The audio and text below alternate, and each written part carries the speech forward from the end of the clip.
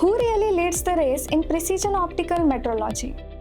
In the White Light Interferometry Market, Zygo, a subsidiary of Emitech, leads with 11%, followed by Bruker at 8%. Keyence at 5% and KLA and Polytech each hold around 4%. But here is the real insight.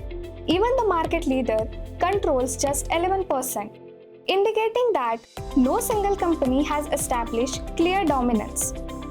This reflects a highly specialized market where customers prioritize measurement accuracy, application expertise, and industry-specific solutions over vendor size.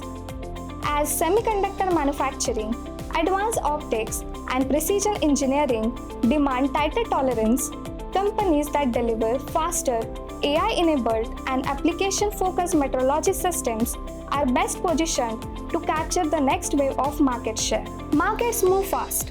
Your decisions need to move faster. The 360i Research platform brings analyst-authored research and AI-powered discovery together in one place. Ask targeted market questions, track competitors, explore industry shifts, and uncover timely insights that help your teams move from data to confident action. Connect with 360i Research and turn inspiring insights into dependable actions.